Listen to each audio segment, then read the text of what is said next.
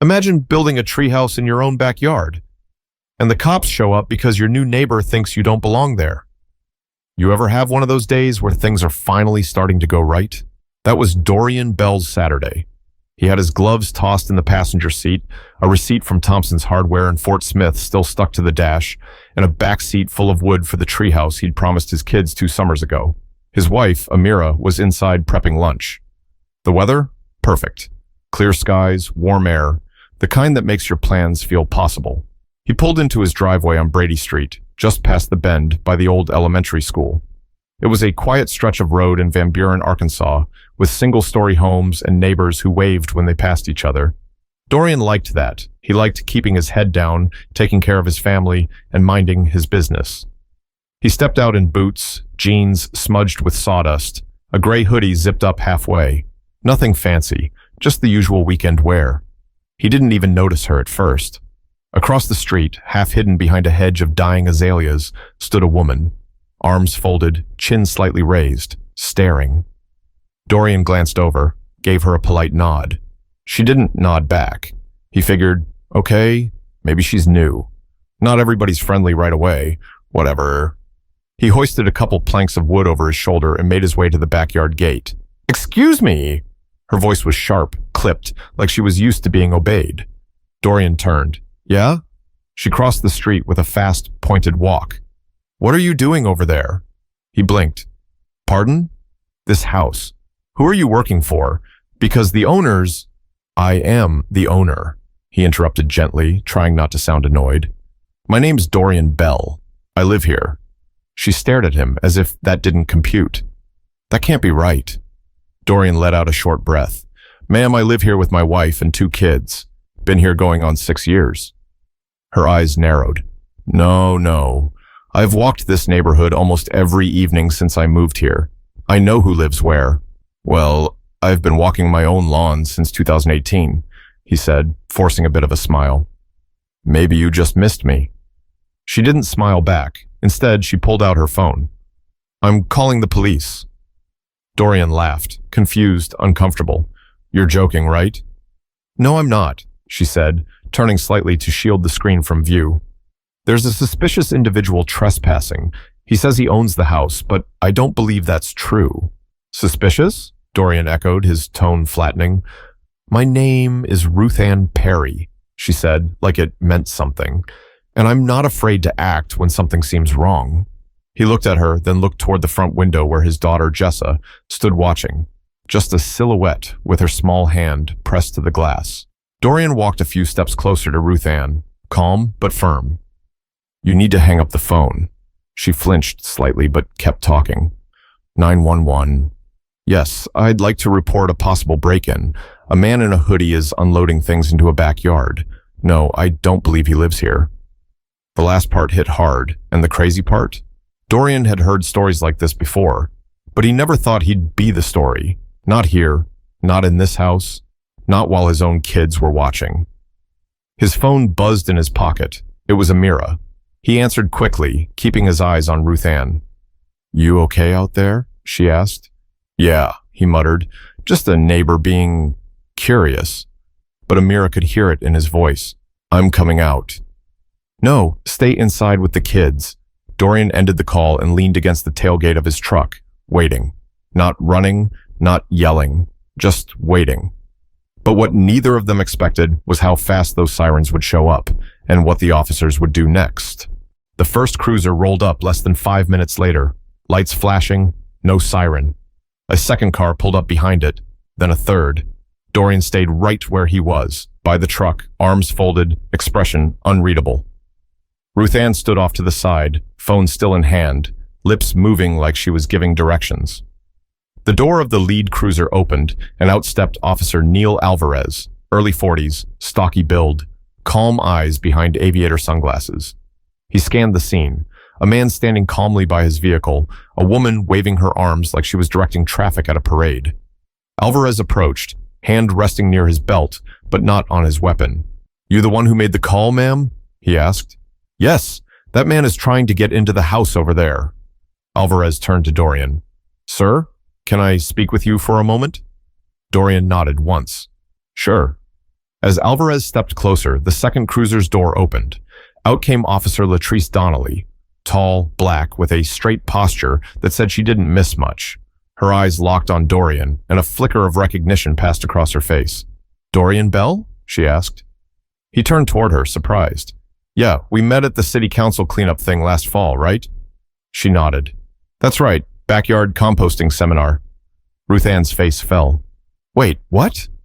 Officer Alvarez raised a brow, then turned to Ruth Ann. "Ma'am, can you explain again what made you believe he didn't live here?" "He said he owned the house, but I've been walking this neighborhood and I know who belongs here. He doesn't." "He does," Officer Donnelly cut in. "I've met his family." Ruth Ann's mouth opened, then closed again. Alvarez looked back at Dorian. "Mind if I see some ID, just to log the contact?" "No problem," Dorian said, pulling out his wallet. "You want the license or the electric bill too? Names on both." They all shared a dry chuckle. Even Donnelly cracked a smile, but Ruth Ann wasn't done. "You're just going to take his word for it?" "No, ma'am," Alvarez replied, flipping open Dorian's ID.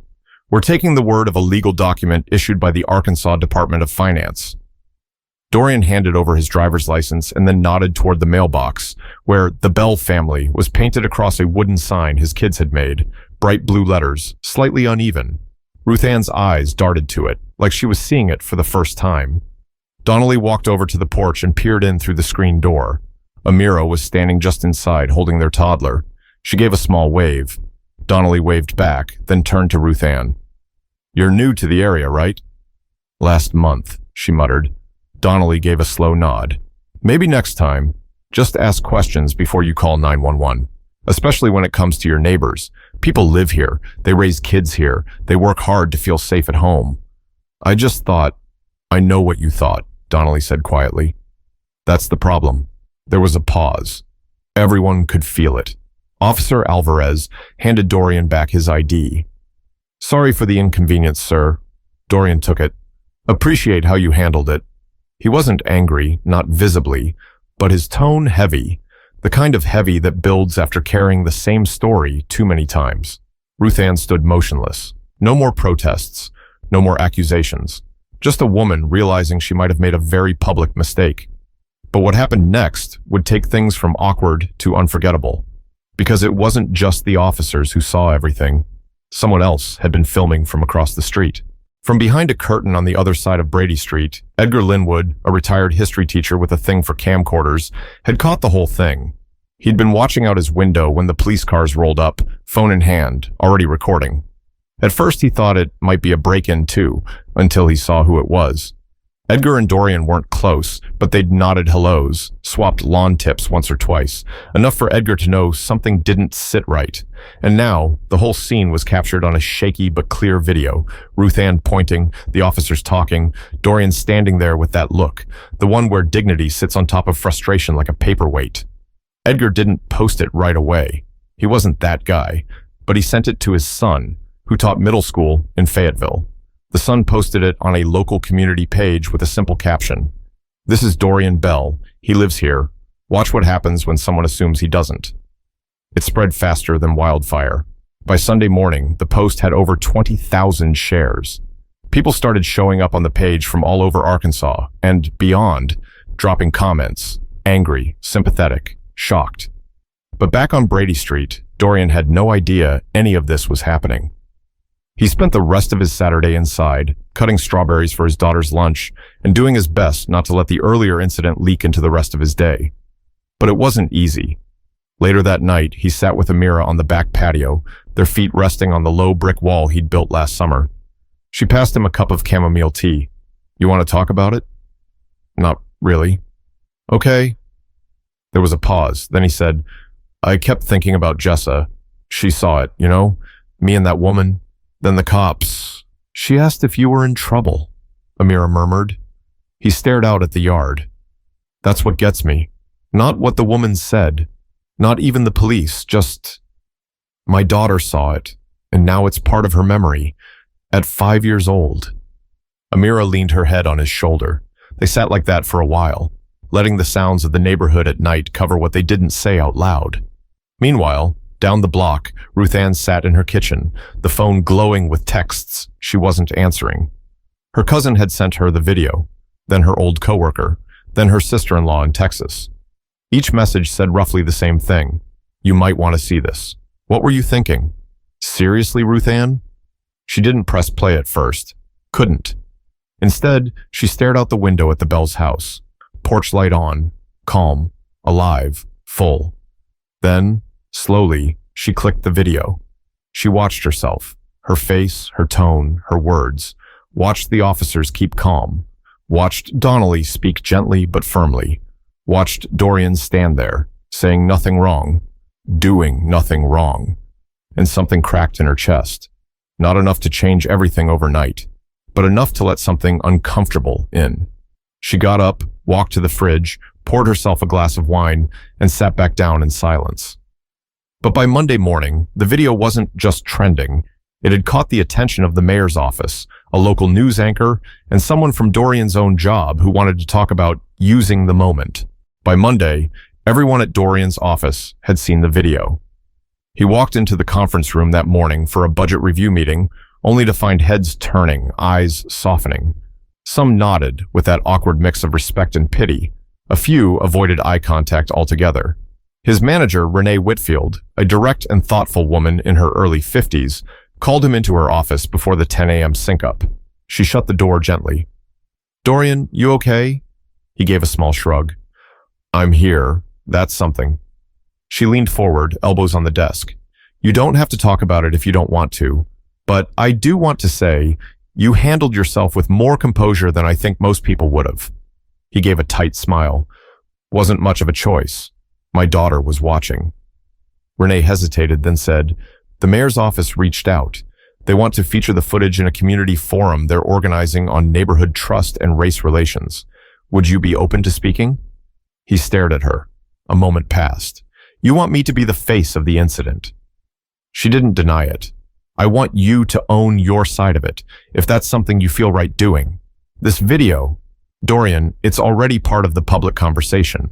You didn't ask for it, but maybe there's power in showing people what grace looks like." He leaned back in the chair, hands folded across his stomach. "I'll think about it." Later that evening, after dinner and bedtime stories, he pulled out his phone. Dozens of messages, strangers reaching out, some kind, some raw.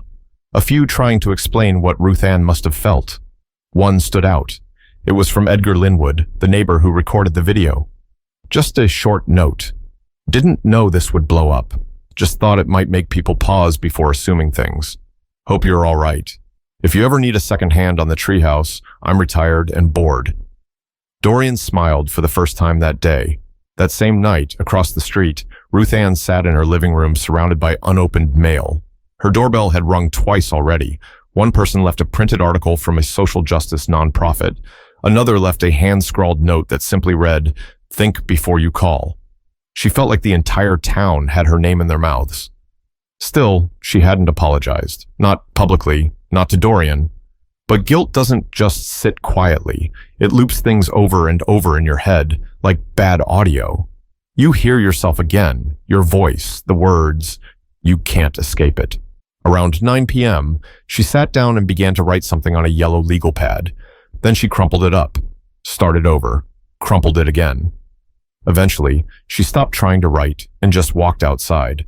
Across the street, Dorian was still on the porch. Jessa had fallen asleep in his lap. A fleece blanket wrapped around both of them. He saw Ruth Ann standing by her mailbox. Their eyes met. She opened her mouth like she might say something, then didn't. Just gave the smallest nod. Dorian didn't nod back, not yet. But that wouldn't be the last time they'd meet face to face, and the next time everything would be different. By the middle of the week, Brady Street didn't feel the same. People were suddenly friendlier, but in that awkward, overcompensating kind of way. Neighbors who had never said more than a wave now crossed the street to ask how Dorian was doing. A man from 3 blocks over offered to donate lumber for the treehouse. The local bakery left muffins on their porch with a sticky note that read, "We see you." Dorian appreciated the gestures. Sort of. But it also felt like people weren't reacting to him. They were reacting to the version of him in the video. The quiet black man who didn't raise his voice when he had every reason to. the man who stood calmly while someone else's fear tried to define him. "I'm not a saint," he told Amira one morning, sipping his coffee. "No one said you are. They're acting like I should be proud I didn't snap. But what if I had? What if I raised my voice even slightly? That woman said suspicious, and 3 squad cars showed up. What if I'd been angry?" Amira nodded slowly. "Then this would have been a different kind of video." He looked down into his mug. "That's what scares me." Meanwhile, Ruth Ann kept to herself. Her once daily walks stopped. Her porch lights stayed off. She went out only when she had to, late in the evening or early in the morning. People whispered when she passed them at the pharmacy, at the post office, even church. But the shame that followed her was different from the fear that had driven her. She watched the video again and again, trying to understand what exactly she'd been reacting to that day, why her gut had told her something was wrong the second she saw a man in a hoodie carrying wood. And every time she thought she had a reason, it sounded weaker. Then the letter arrived, not from Dorian, from her sister Monica, back in Missouri. It read, "You were wrong, Ruth Ann. You know it. You raised me better than that. I remember you yelling at a clerk in 1996 for following a black teenager around a music store. What changed? Are you lonely? Are you scared? Are you angry at someone else? Because whatever it is, you owe that man and his family a real apology, face to face, not a note, not a statement, a moment where you look him in the eye and take responsibility." Ruth Ann folded the letter slowly, then sat in her quiet living room for a long time with the envelope still in her hands. Across the street, Dorian stood in the backyard holding a power drill and a fresh 2x4. Jessa bounced nearby in a pink tutu and rain boots, pretending the backyard was a castle. Amira called out from the kitchen window to remind him to take a break. He smiled for the first time in days. Then his phone buzzed again, another text. This time from someone he hadn't heard from in years, an old college friend. It read, "Saw the video, proud of how you handled it. Wish more of us had that kind of self-control." Dorian sighed. He didn't want to be known for holding back. He wanted to be known for building something, for his kids, for his family, for his peace. But that peace was about to be interrupted one last time, because Ruth Ann was finally ready to walk across the street. It was a Thursday afternoon. Dorian had just finished screwing the final plank into the treehouse platform, sweat on his brow, drill in hand, music playing low from a speaker on the porch. Jessa was inside watching a cartoon, and for the first time all week, things felt normal again. Then he heard footsteps on the gravel. He turned. There she was, Ruth Ann, standing at the edge of his driveway, holding something in both hands. Her mouth was tight, her eyes unsure. She looked like someone walking into a courtroom they weren't sure they belonged in. Dorian stood up slowly, brushing sawdust off his jeans. "You need something?" he asked, tone even. She nodded once. "Just a few minutes of your time." He didn't answer right away. Amira had seen her from the kitchen. She opened the window slightly. "You okay, Dee?" He looked back at her, then gave the smallest nod. "Yeah, I got it." He walked down to meet Ruth Ann halfway, arms crossed, not defensive, but guarded. She handed him the envelope. "It's something I wrote, but I don't want you to just read it. I wanted to say it too." Dorian didn't take the envelope yet. "Go ahead," he said quietly. She swallowed hard. "What I did last weekend was wrong. I didn't ask. I didn't think. I just assumed. And what I assumed says more about me than anything else." He said nothing. She continued. "I've been embarrassed, angry at myself, but also trying to understand where that instinct came from. Because if I don't figure that out, then I'll just do it again to someone else. And I don't want to be that kind of person." The wind shifted. The trees rustled. A car passed by. She kept going. "I know it's not your job to make me feel better, or to forgive me, but I needed to say it. To your face." Finally, Dorian spoke. "You know what hurt most?" She looked at him. "My daughter. She saw it all. She still talks about it. She said, 'Why did that lady think you didn't live here?' I had to explain to her something I wish I never had to." Ruth Ann blinked quickly. "I'm sorry." He looked down, hands on his hips. "I've had this house 6 years, paid every mortgage, mowed every inch of this lawn, fixed the plumbing, painted the garage, built that treehouse from scratch. And one afternoon, none of that mattered. You looked at me and saw something you were afraid of. She nodded. I did. They stood there a moment longer, the silence heavy but not sharp anymore. He finally took the envelope. I'll read it later. Thank you, she said. As she turned to leave, Dorian called out, Hey! She stopped. You still walk the neighborhood? Not lately. Maybe you should start again. Ruth Ann blinked. You sure you want to see me walking past your house? He gave a dry half smile. Better that than hiding behind curtains. She nodded slowly. All right. He didn't say goodbye. He just went back to the backyard, to the unfinished ladder, to the treehouse waiting for the final railings. Inside the envelope, later that night, Amira read the letter first, then passed it to Dorian. It was handwritten, full of crossed-out words, messy margins, honest, painful, and without excuse. She's trying, Amira said. Dorian nodded. It's a start. But what came next wasn't just about Ruth Ann or Dorian. It was about a whole street that had to figure out what kind of community it wanted to be, starting with a block party no one expected. 2 weeks later, a flyer showed up in every mailbox on Brady Street. It wasn't fancy, just white paper, black ink, taped at the corners with cheap blue masking tape. Neighborhood cookout, Saturday, 4 p.m. Everyone welcome, let's talk, let's eat, let's do better. No one signed it, but everyone knew who it came from. That Saturday, a fold-out table appeared on the Bell family's lawn, then a cooler full of sodas, then a grill borrowed from a neighbor 3 doors down, and then people. Families, couples, teenagers on bikes, retirees in sun hats. Some came carrying pies or potato salad. Others just brought folding chairs and uncertain smiles. Dorian stood near the grill, flipping burgers. Amira handed out lemonade. Jessa ran through the grass with a jump rope and a face full of blue ice pop. It was weird at first, not tense, just quiet. Then Edgar Linwood showed up with a stack of paper plates and started telling a story about the time a goose chased him during a field trip in 1982. The whole group laughed, hard. The ice cracked. Then Ruth Ann came. She brought cornbread and napkins, and this time she didn't hang back. She sat next to Amira, who offered her a drink and asked how her week had been. They talked, slowly, carefully, but they talked. Later in the evening, someone brought out a portable speaker and played old Motown songs. Kids danced barefoot in the grass. Adults clapped along. And for a moment, just a small one, people stopped seeing each other as categories. They just saw each other. Dorian stood with Donnelly and Alvarez, both off-duty, sipping cold drinks and watching the street. Looks different than last time we were here, Alvarez said. Yeah, Dorian said. Feels different too. Donnelly added, not perfect, but better. Dorian nodded. That's enough for now. Then someone handed him the mic, just a Bluetooth speaker hooked to a phone. But they wanted him to say something, because this all started with him, whether he liked it or not. He looked out at the crowd. I didn't ask for any of this, he began, voice steady. And I definitely didn't want to be a symbol of anything. I just wanted to build a treehouse and spend time with my family. People chuckled softly. But when that moment happened, I realized something. We all have a role in what kind of place this is. Not just this block, but this country.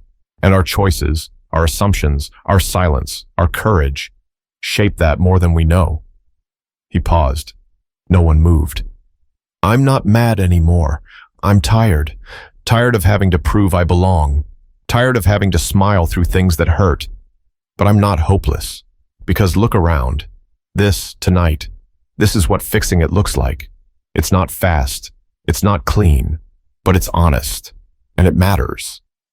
Applause followed. Not loud. Not performative. Just real. That night, the cookout lasted until the stars showed up. Someone turned on porch lights. Someone else brought out firewood. A few teenagers made s'mores over a portable fire pit. And when it was time to clean up, people didn't scatter. They stayed. They picked up plates, folded chairs, helped carry things to cars. And Ruth Ann? She didn't hide. She stayed until the last bag of trash was tied up. As she left, she turned to Dorian. I still have work to do, she said. So do all of us, he replied. And that was it. No grand speech, no press release, just people trying, day by day, to do better than the day before. Because belonging doesn't come from a welcome sign or a handshake. It comes from being seen, heard, respected, and from having the courage to stand up, even when you're standing alone. If this story made you feel something, if it made you think, share it. Talk about it. Don't let it fade. Stories like Dorian's happen more often than we want to admit, but change starts with conversations like these. So be that conversation. Be that change.